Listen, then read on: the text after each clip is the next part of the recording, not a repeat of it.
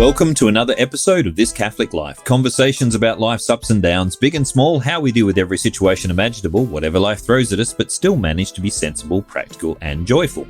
Today's show is an anniversary episode.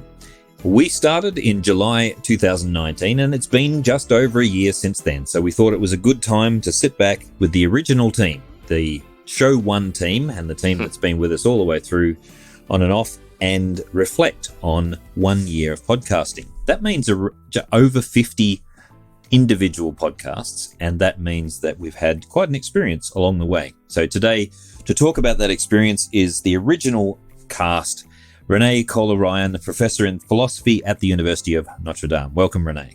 Thank you, Peter. And, of course, Rian Box Galliott, who has been with us from the start as many times as we could tear him away from his career, should I say lucrative career in art. That would be a lie, wouldn't it? Well, to quote the Fonz, "Ay."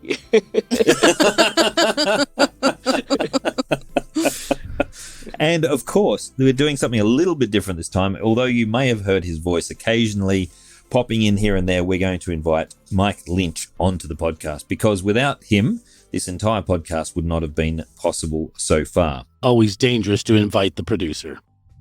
It is indeed dangerous. Nobody to edit out your comments.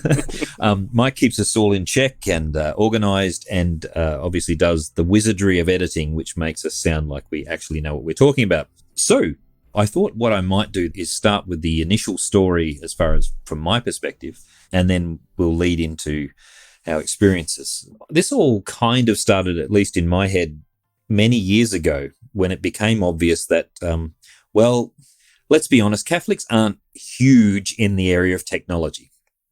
And I think Bishop Umbers has a joke where he says the Catholic Church is bringing yesterday's technology tomorrow.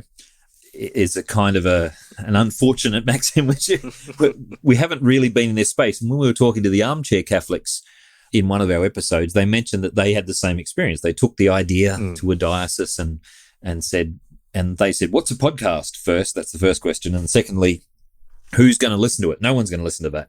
Fortunately, the diocese listened to us, and we've been doing this now for a year. So we had this conversation with the diocese early on. They didn't quite know what to do with it, and we talked for some time. Mike came on board, and I remember the first conversation we had, Mike. It was in the cafe downstairs.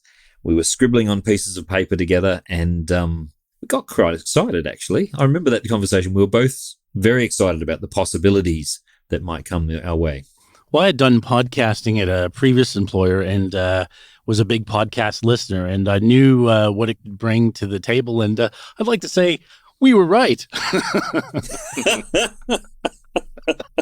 It's good to get the conversation started. But almost as soon as we discussed it, though, what we had to discuss was the kind of chemistry that's involved. And we've had a huge variety of guests throughout the last year, but almost everyone says that there's about 4 or 5 people in the podcast who, when we get together, the chemistry's good and we have a great discussion. And I'm very happy to say that we hit on the team right away, which was one of the winning teams, myself, Box, and Renée. And occasionally people, not occasionally, I'm just teasing him, but people often throw Cormac McCann into the mix there. I'm sorry, who? Someone who joins in on the casual conversations. I had to say occasionally to keep his ego down a little bit if he happens to be listening. But so I immediately asked Renée. She probably remembers me coming in and asking her this strange thing when one of her staff should be actually working. Can I just actually interject there? Because what happened was Peter wandered into my office and we talked about this and we talked about that. And then he said, "Oh, and there's this thing that I'm working on for the Archdiocese. It's a podcast. Could I get you on once in a while?" And I said, "Oh, yeah, that'll be right." And then didn't really think much of it. Next thing I know, I'm walking into a studio, sitting down and having a very well produced, if I might say so, Mike, thank you, conversation with Peter and Box. So that's how that happened. And Box had been originally a student, and then an honours student under Renée and I, and then for some time now, a good friend on many other discussions and projects about evangelization and young people and art and culture and all sorts of things. So I had to have him on board. I was actually in the middle of my I would say, preparation for my pop culture and theology talks. I was very much immersed in pop culture while when Peter called me and asked me on board. So perfect timing. Yeah, I think I was rewatching one of the Star Wars movies. It was that or Lord of the Rings. So all of you kids out there, go and watch the Star Wars movies. The perfect preparation. No. I hope you didn't claim that one back on tax, Box. The dark side of the Force. So we got together and I mean, initial discussion was just on, the first episode, which is still, by the way, our best performing episode, is the one where we just shot the breeze and talked about what podcasts are for and what we hope to achieve. And when you go back and listen to that one, we've actually done a lot of what we set out to do. I'd like to ask you guys, firstly, before we get into individual episodes, what was your thoughts about it? Renee's just kind of indicated she didn't have many. She wasn't quite prepared. I'm a bit vague where there's anything technologically concerning me. What did you think? I mean, did you imagine where this would go, and what did you have? What hopes or thoughts did you have for such a thing? Or did you have any specific idea about what a podcast is? Had you ever listened to podcasts before we started? I've listened to a lot of podcasts. I enjoy podcasts, especially on a commute, and I like a variety of podcasts. So the concept wasn't unfamiliar to me. Sorry to use a double negative there. But in terms of what I expected to come out of it, I'm not sure that I went in with any preconceived ideas. What I've been really happily surprised to find is that when you're actually on the air and having a conversation like this, more comes out than might happen otherwise. Maybe we're just a little bit more conscious of what's being said, but I liked that first episode in particular because I learned a lot about Box that I didn't know before. I apologize again. Going back into the deep, dark past of Box. I really enjoyed that, so that was a good opportunity, and I think we found just different moments like that as well going along. Catholics might not be so good at technology necessarily, but I think we do like interpersonal things, so just that opportunity of being able to enter into that space has been really great. And Peter, back at you, what have been the things that you have experienced that you didn't think would happen? Wow. I've worked in radio before, so some of it I expected, and I knew how much work was behind these things. Thankfully, I wasn't the one doing most of the hard work behind it. Mike's done a lot of the hard work. I've done a fair bit of work setting it up, but obviously that has to be limited by my full-time job, which is actually to work at the university. So this is very much a hobby on the side. But I think I have got to meet people I might not have otherwise met. And the conversations I've had with people I knew, I think Renee's right about that one. The conversations I've had with people I knew were really quite different to the way. I mean, I've had lots of conversations, for example, with Gabe and Jovina, who were on the Parenting Hard Mode episode. But when we sat down and specifically talked about parenting, they came out with some gems. And I go back and listen to that now. And like Renee said, I feel like I know them much better. And I think one of the measures of the podcast is if you feel like you're in the room having a conversation with the people, like you feel like you're part of the conversation and it's comfortable in that way. And hopefully we've achieved that with enough episodes to make people want to join the conversation. What about Box?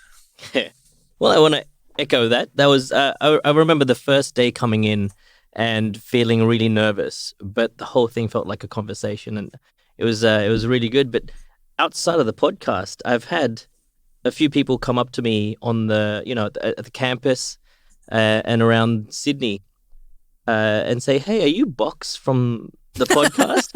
And I was wondering how they could recognize me visually from a podcast. And I remember the photo on the show notes. That's right. So that was really cool. But also with friends outside, getting to know them in another way because they now come up to me and discuss the different topics that I was discussing on the podcast. And so having that extra level of conversation with different friends that I probably wouldn't have had if it wasn't for the podcast. My wife always asks, when is Rian and Renee going to be on? Constantly. Because when are they going to be on? one of the big aims of the podcast is to be a conversation starter, not to be the last word on things. And so whenever we've had a conversation, people have, if they have a critique, they often say, "You guys didn't say enough." Well, that's kind of the point. We wanted to start the conversation. We wanted to open up the topics and go there.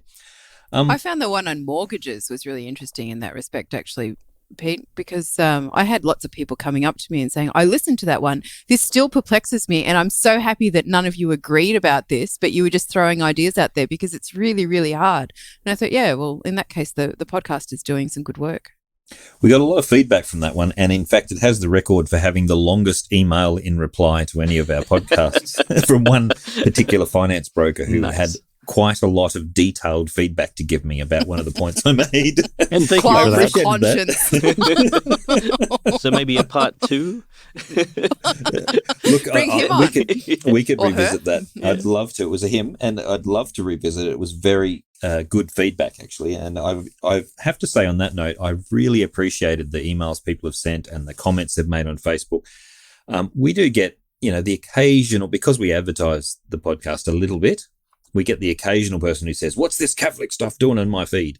And that's, that's standard run for the mill stuff. But the Such bigotry up with which we will not put, Pete. well, we don't, so it doesn't stay on the Facebook page. Okay, but, good. But most of the time, we get feedback from people who are actually interested, and it's been interesting, the variety of ways it comes back. It doesn't. Like, we get occasional Twitter things, we get lots of Facebook feedback, we get emails. But as Box said, a lot of it's personal. Like, people know, they contact me via my Notre Dame website email. They contact me personally if they have my Facebook connections, those kinds of things. And I had a weird experience with a student who called in. He's a new student, Renée, and interviewing him. And I called him and said, "Hi, it's Peter Holmes from Notre Dame." And he went, oh. And I said, "I'm sorry, did I catch you at a bad time?" And he went, "Oh, no, you've just got me confused because I know your voice very well. I listen to your podcast every week and I'm so confused that you're calling me about my university." We also want you on the This is my podcast. day job. This is what I do for with all of my time. So it was an interesting experience. That's happened more as we've gone on. And as Box said, there's some people who have stopped me.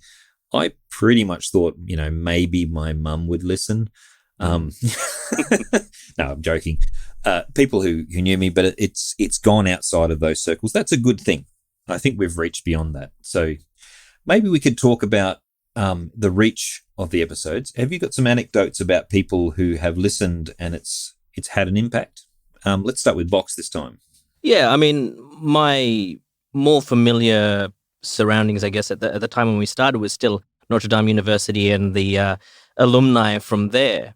And there were people from there that I never would have pegged really as people that would listen to this podcast. And for a while, whenever I was on, I'd noticed they'd share the podcast advertising, or they'd mention something.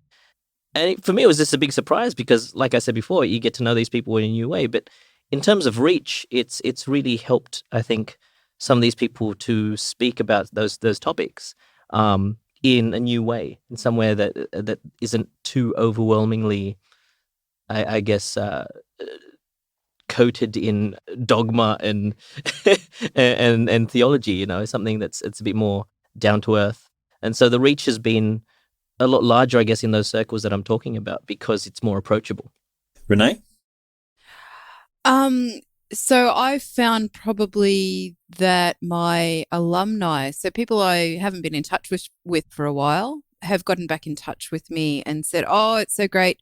I almost feel like I'm in class because I've been hearing your voice and it's been bringing back great memories." I hope they're not lying about this, about being in class at the uni. So that's been really, really nice. And in that way, I've gotten to hear about babies being born and new jobs and people moving. And it just gives a stronger sense of the continuity and community, I suppose, because in Australia, we're constantly dealing with distances and people moving around everywhere. So I think there's something about podcasts where you do actually feel like you're getting to know someone when you're listening to them.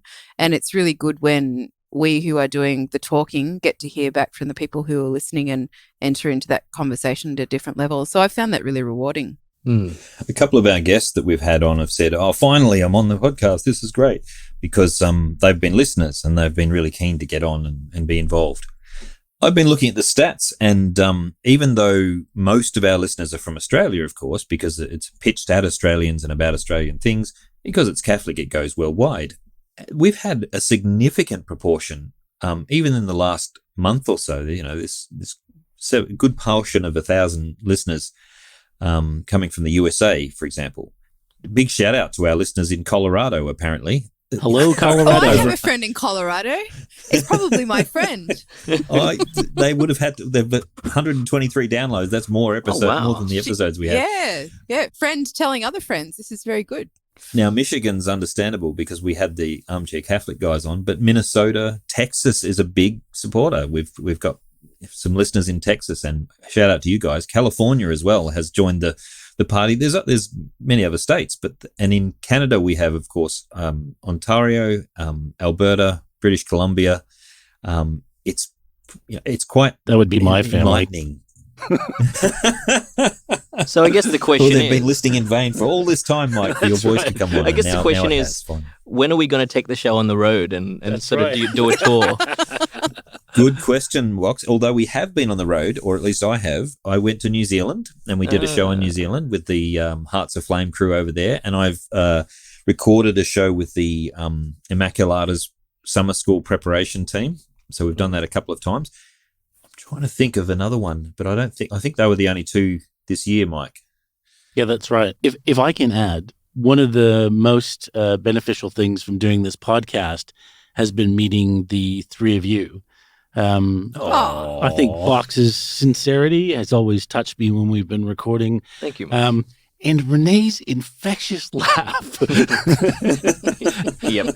So I hear these podcasts intimately, and Renee will be chucking along at something, and I will join in the laugh while editing. Oh, that's very nice, Mike. I'm glad that you like me for my laugh and not for my ideas. I get that a lot.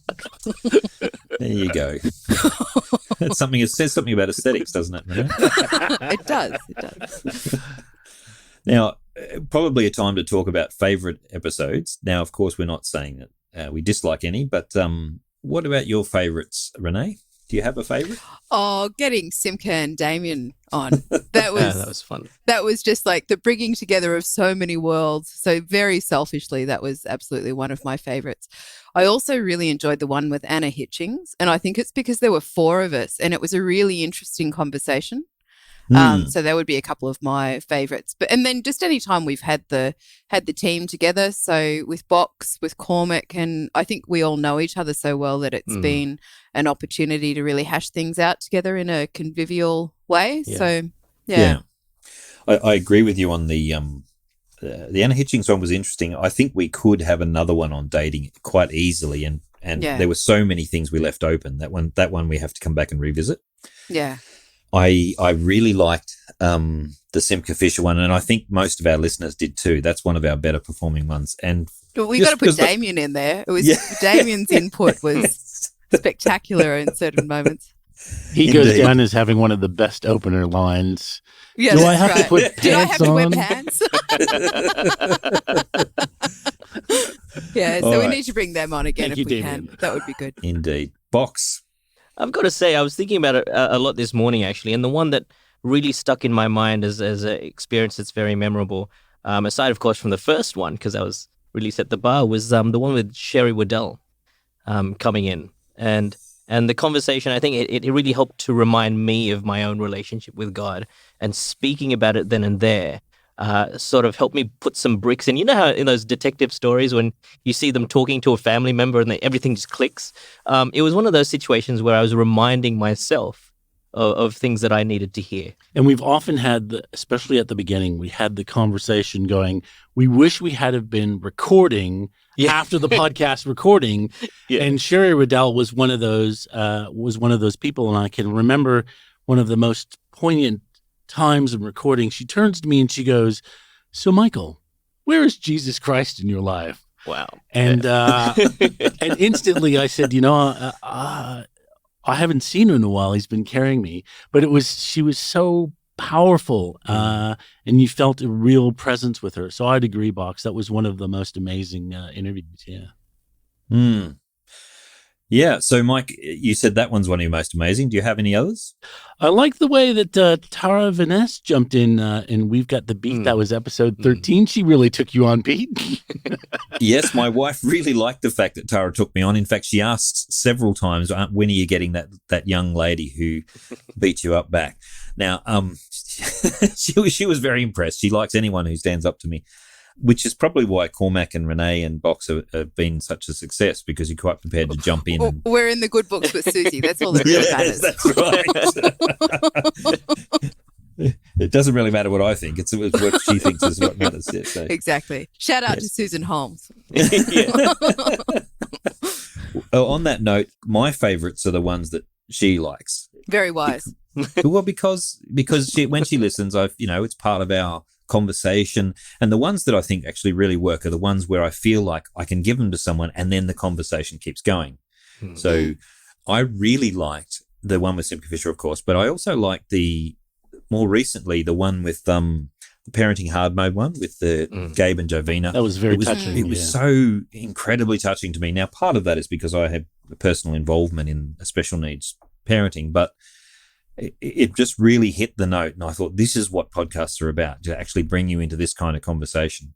I had some geek out moments, though. I loved talking to the guy from the scientist from Parks, John. I could have just talked forever on that particular one. I loved talking to Tara about music, just because the music, that's just amazing. I loved having a conversation about superheroes with Mark Shea, and that. Remember that one, Box? That was kind of cool. A lot of fun. There's a lot of guests we've had. We've had politicians. We've had, people involved in all kinds of things. And we're still out there searching for lots of other new people to talk to, but also old friends. I mean, you mentioned, Renee, getting in touch with old friends with Simca. David Schutz has been a guest, and he's an old mate who I haven't spoken to at length for some time.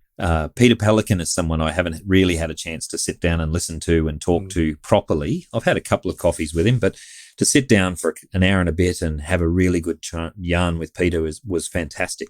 That episode was a really good listen as well. Where do you think this sort of thing could go, Box? I mean, we've done this for a year now. Have we exhausted it, or is there still more to do? I think it's an interesting thing with this kind of podcast, because some of the feedback that I get, you get people that have special interests and they listen to the podcast. And as you said before, these are just topics to start us off in conversation. And I think there's been a real yearning, especially during this COVID crisis period, that people want to hear more specific, more targeted podcasts. And that there've been a lot of things on social media where Catholics have gone out and started their own things. How many new ones this since COVID, Mike? I think since March, it's something ridiculous like 286,000 worldwide. Yeah, it's a lot. So we're competing with a tough market at the moment. The other thing that Mike mentioned to me was the averages for podcasts. Can you run us past those stats again, Mike? The average, I think, number of episodes, was it 7? People starting out in podcasts, they get to 7 or 8 and go, wow, this is really hard. We'll get there one day. Yeah, that's right. Stop. Listens per podcast is around 138, 139. And, we're up in the 600 to 700, which is pretty good. Our engagement is pretty high. So people who do listen for over 3/4, which is, great. The point in that, though, that the engagement one means that people who do listen to us listen to at least, on average, about 3/4 of the podcast. That's big. We aren't specialized. We're not, taking one niche market. They're not tuning in to hear about, I don't know, one of the topics that we're listening to. We're just talking about life, the universe, and everything. That means that we're just simply providing a conversation within a Catholic context of the intellectual tradition of the Catholic Church. It's pretty broad when you think about the range of topics that we've addressed. And I don't think there's a limit. I think we could push harder than this because life is that big. Maybe I should ask, Renee, do you see it going anywhere, or are you just kind of swept on with life? I'm just along for the ride, man. I'm quite happy for you and Mike to figure it all out, and I come in and have a good time when I can. That's just the kind of vapid person I am. No, that's exactly what we'd prefer, because as I think Box mentioned, when people come on normally, they're a little bit nervous in their first attempt, and they usually don't. Just like the reason Tara stood out is that they usually don't take me on. They let me talk too much, and it ends up not being as much of a conversation. But people being relaxed, and now, frankly, Renee, it's pretty easy for you to relax because you're my boss, and I'm not scary at all. So, I like to think we're in a slightly different context here, Peter. But okay. oh, we are, but it's, we've always been comfortable together. We've worked in several different working relationships, and it's been comfortable, which is the reason you were invited on. Thank you. It's been a good experience so far for this year. I'd have to say that one of the biggest things for me, though, is hearing from someone who said that they were encouraged, or that they were drawn to the faith in a different way, or that they were encouraged to think in a different way. Because one of the episodes we had an atheist friend of mine talking, several, my atheist friends also listened in, and it's been the beginning of some intriguing conversations. And what intrigued me about is that they would have normally been put off by the word Catholic, just the word Catholic, because of what they see in the news. And yet the conversations have drawn them in. They haven't necessarily agreed, which is totally fine. And it's absolutely the point of the podcast, that it's possible to disagree and still be friends. And isn't that right, Cormac? The ghost. Yes. He's not here.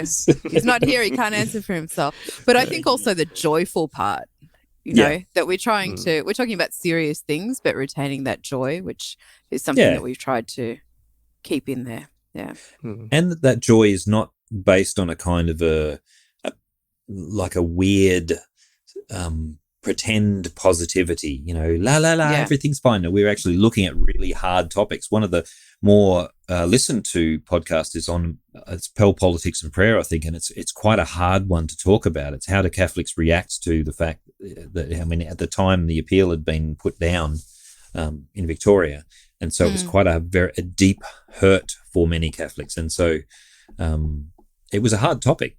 And yet to find joy in these hard times and in COVID and all sorts of other things is a very precious thing. It means that there's something beyond our circumstances, which we aim for. Yeah. Anything you think we should do that we haven't done yet?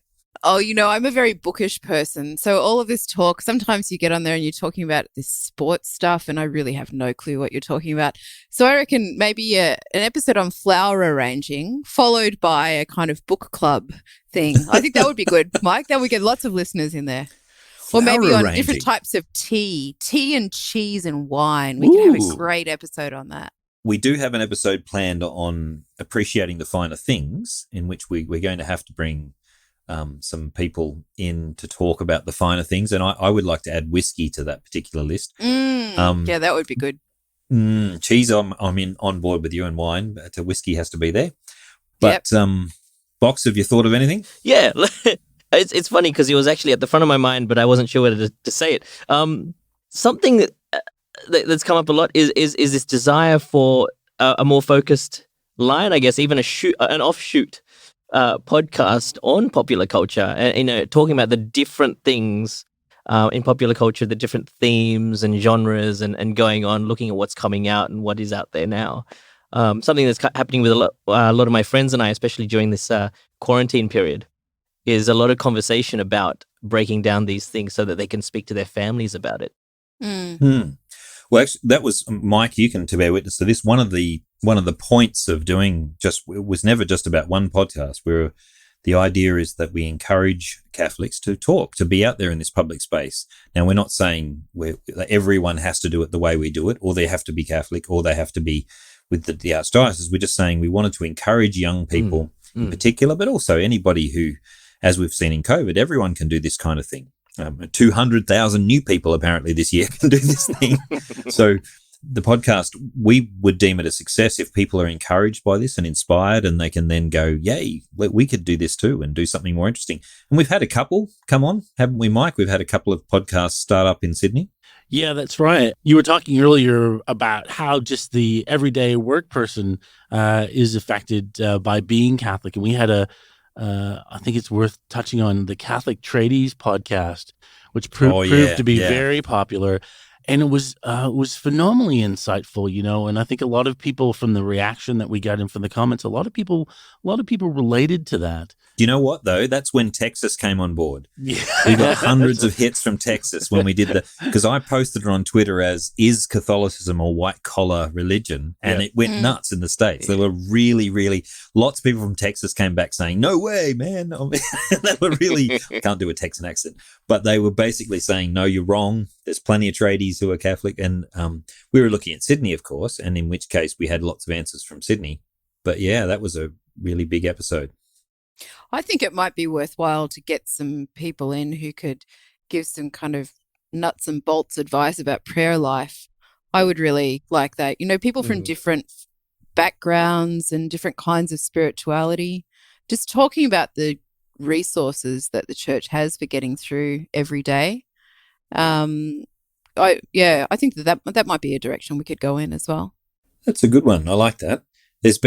We've had a few on certain times of spiritual approach. In fact, just recently we had Father Robin Koenig on the Nation exercises. Which was kind of cool.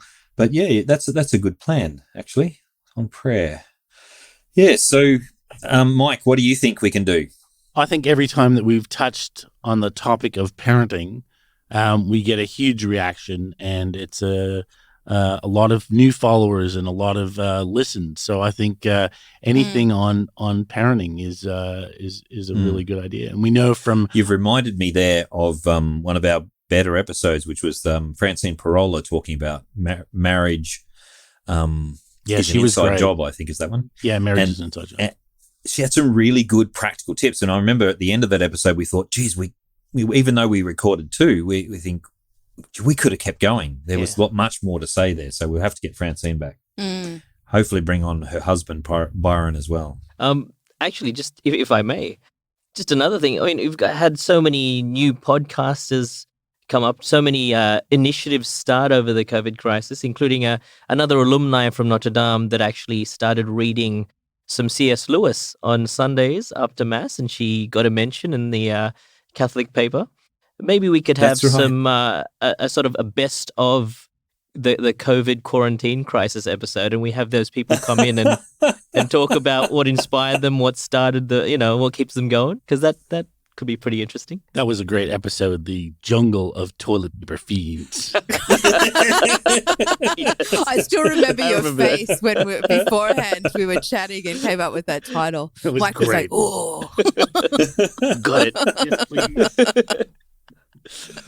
All righty. That was a good one.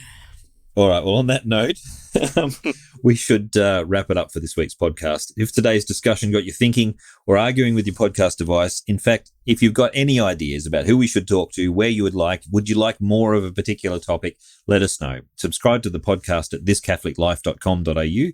You can tell us what you'd like or what you didn't like, what you'd like us to discuss in future episodes by dropping us a line at info@thiscatholiclife.com.au. Use our Twitter, Instagram, Facebook, or Discord. Be sure to review us on iTunes. If we get more reviews and more comments in there, we could come to the attention of many more people. Remember that this is a uniquely Australian Catholic podcast, and we think that's an idea worth getting behind. So tell your friends. Before we go, it's time for shout-outs. Vox.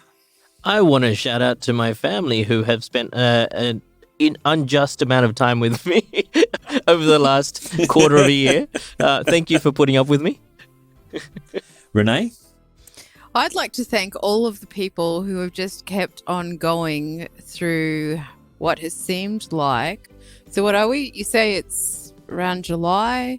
Hasn't it been about 5 years since March? So Yeah. Yes. I mean, I think the extra brownie points for everyone involved in this podcast during this time, because I hope that it's brought some solace. But people have been doing things just in small ways to help each other get through. You know who you are. Keep doing it. Yeah. Amen to that. I posted a meme on Facebook of a whole bunch of people peeking around a corner, poking a door with the 10-foot pole, And on the door is written July, sort of poking the door. What's coming next in this year? So a big shout out to those people who've helped me stay sane. And also, if you're out there helping anybody else stay sane, firstly, it always helps us to help someone else. So when we're feeling lonely and upset and isolated, it always brings us out of our shell if we help someone else. But thank you to those people who have gone out of their way to be helpful to others. Thanks for the love. That's all for now. Thank you for listening to This Catholic Life.